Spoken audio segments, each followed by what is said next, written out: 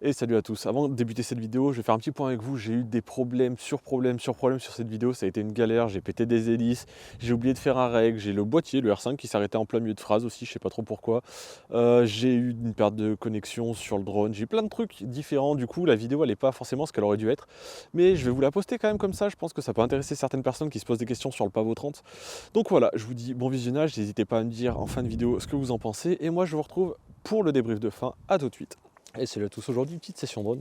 Je vous ai souvent parlé de ce drone là, c'est le Pavo 30. C'est un Cinewhoop entrée de gamme entre guillemets qui vaut à peu près 300 €, quelque chose comme ça. Je vous parlerai plus tard des specs dans une autre vidéo certainement, mais il y a pas mal de gens qui parlent hyper mal des Cinewhoop sur certaines caractéristiques à juste titre, à d'autres pas du tout.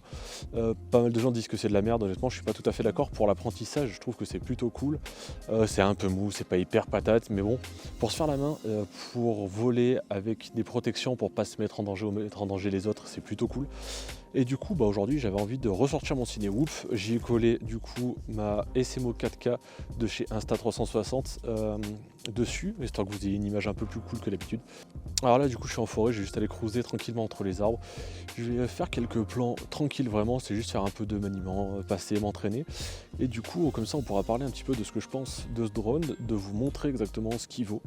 Et je pense que ça peut être plutôt cool, plutôt intéressant, à savoir déjà comme premier drone, est-ce que c'est intéressant de l'acheter ou pas. Assez vite honnêtement, je suis passé moi sur un 5 pouces, mais c'est juste parce que j'ai des besoins en images qui sont un peu plus précises. Donc très vite je me suis dit qu'il fallait que je passe sur un 5 pouces, m'entraîner et me faire la main sur un 5 pouces, et avoir le Pavo 30 pour faire des images en intérieur ou quand il y a des personnes sur une mission. Donc voilà, je l'équipe, je le mets en vol, et puis on va passer en setup avec la caméra sur moi et la SMO 4K sur le drone pour voir un petit peu ce que ça donne. C'est parti. Allez, on est parti. Je sais pas du tout avec le micro ce que ça va donner parce que je vais voler pas très loin. Non. Je viens de me rendre compte que j'ai fracassé mon antenne. Oh, je suis trop triste. Il va falloir que je répare ça, j'ai mon antenne qui est un peu pétée. Bon. Enfin, c'est le plastique qui est cassé donc je vais pas avoir de perte de signal, mais c'est un peu relou.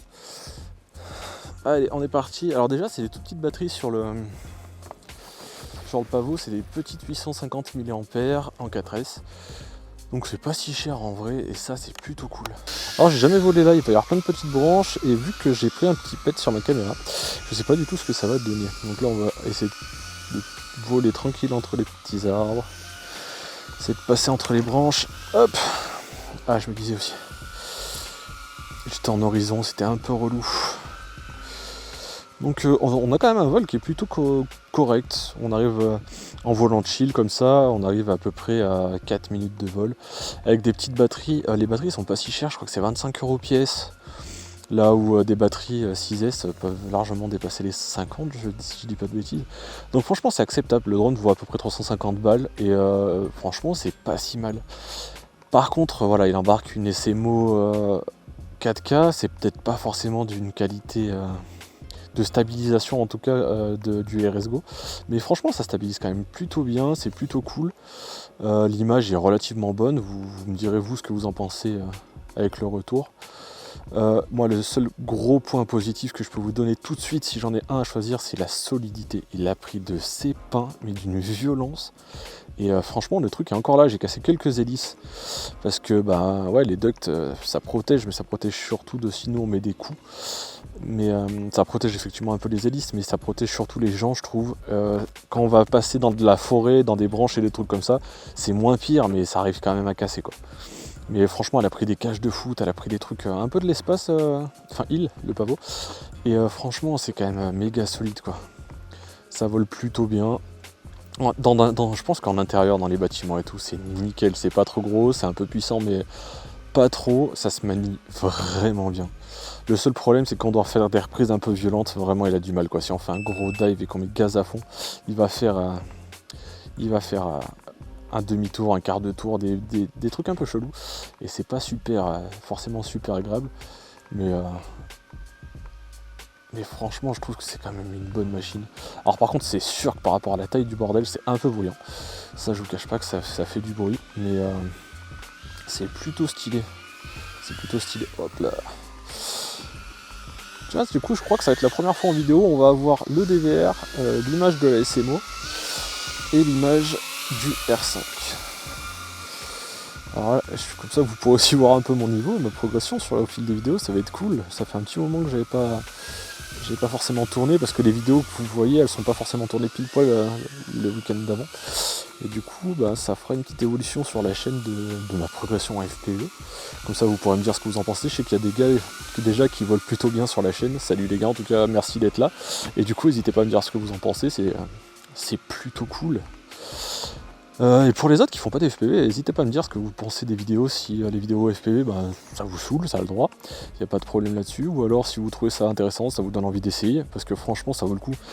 Comme j'ai dit dans une précédente vidéo, c'est pas forcément cadeau, après il y a des petits systèmes analogiques à impact, lunettes commande drone aux alentours de 250 balles, alors c'est différent le HD et l'analogique, mais franchement c'est un peu marrant. Ça permet de se faire un peu la main, et franchement acheter une petite commande, allez faire un tour sur Liftoff, ça je vais le dire, je vais le redire parce que vraiment pour moi c'est un truc hyper important, mais allez faire du simu, franchement c'est quand même un bon apprentissage, ça évite de péter du matos et franchement c'est plutôt marrant. Au début on s'arrache les cheveux, puis quand on réussit à finir, je parle pas de gagner sa première course, mais de finir sa première course, on est un peu fier, franchement c'est stylé. Alors là je suis à 3 minutes 47 de vol et j'ai passé 600 mAh, donc il m'en reste encore 200, ouah c'était chaud. Il m'en reste 200 et franchement on va arriver à 4-5 minutes. Donc vraiment, les mecs qui me disaient au début c'est 3 minutes max, 2 minutes, je pense qu'ils doivent voler vachement plus énervé que moi, certainement. Parce que franchement, moi j'arrive large à 5 minutes, quoi, 5-30. Et franchement, 3 minutes, 2 minutes 30 c'est très court, c'est un peu relou même. Mais 5 minutes là à se dire ça passe pas, franchement, c'est déjà pas mal et c'est plutôt cool quoi. Le son, j'espère que ça va aller, j'espère qu'il est pas trop ripou. Hop, tac, on va revenir se poser tranquillou. Hop là. Essayez de pas le foutre dans le R5. Hop là. Hop là. Et tac. Petit détail avec celle-là, quand vous voulez arrêter le drone, il va falloir penser à couper la caméra aussi avant de débrancher la batterie, sinon ça vous tue vos enregistrements. Vu que la batterie de la caméra c'est directement la lipo que vous avez mis sur votre drone, arrêtez le rec pour l'enregistrer et après vous débranchez votre drone. Bon allez, je vais le chercher, j'en mets une deuxième et on est reparti. Alors pour vous, c'est la deuxième batterie, en fait j'en ai fait une troisième, comme un débile j'ai oublié d'allumer la caméra, c'est un peu relou. C'est pas la première fois que ça m'arrive quand je fais des petits tests comme ça. Du coup il faut bien penser à allumer la caméra, comme il n'y a pas d'écran sur la SMO, c'est un peu relou. Donc il faut bien que le voyant rouge clignote, enfin s'allume déjà, pour lancer la caméra, et du coup on est reparti, je vais essayer de refaire la même.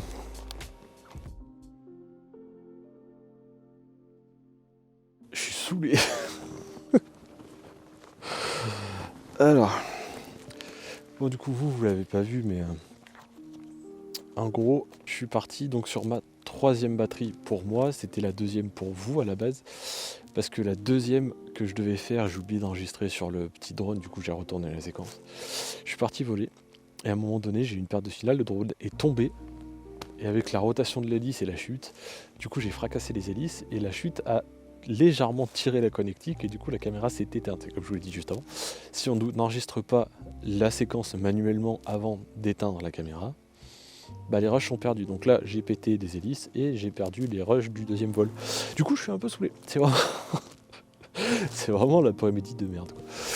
Enfin bref, c'est pas très grave, ça arrive. Donc ce que je vous disais sur ce rush-là, c'est qu'honnêtement, c'est un super drone. Il y a quelques petits soucis de temps en temps, mais comme sur tous les drones, ça c'est un peu le problème du FPV de manière générale.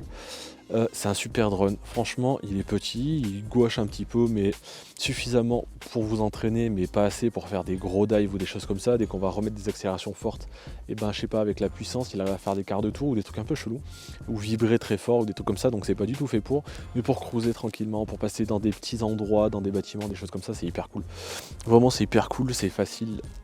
De passer d'un mode à l'autre si c'est bien réglé. Donc si vous paniquez, tac, on repasse en mode angle, il va se restabiliser, vous pourrez continuer à voler, étant donné que vous n'allez pas certainement voler très vite au début. C'est très bien, ça fait un espèce de mode anti-panique de chez DJI, mais sur un FPV classique. Donc ça franchement c'est plutôt agréable. Aussi pour vous poser, si vous n'avez pas l'habitude, vous passez en mode angle et vous descendez tout doucement, et c'est quand même nettement plus facile pour se poser. Le seul gros défaut c'est ça, donc c'est la reprise qui est des fois compliquée si on met trop de gaz, et surtout il prend le vent, vraiment dès qu'il y a du vent c'est une grosse galère.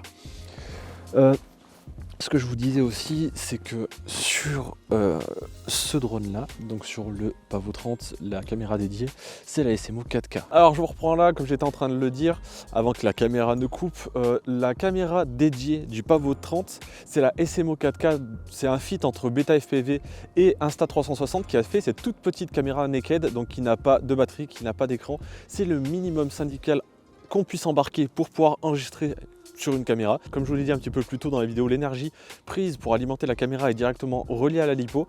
Donc là sur le Pavo 30, le câble d'alimentation pour la caméra est déjà soudé à l'AFC, donc ça va permettre d'alimenter directement par la LiPo et c'est plutôt cool. Pour tous les autres drones qui ne sont pas des Pavo 30 mais où vous voulez utiliser la SMO 4K, il va falloir souder vous-même les deux câbles qui sont fournis à l'intérieur de la boîte, mais je vous parlerai de cette caméra un peu plus en détail dans une prochaine vidéo.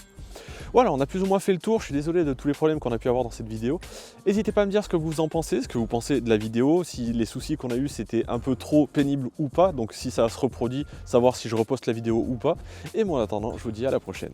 Ciao.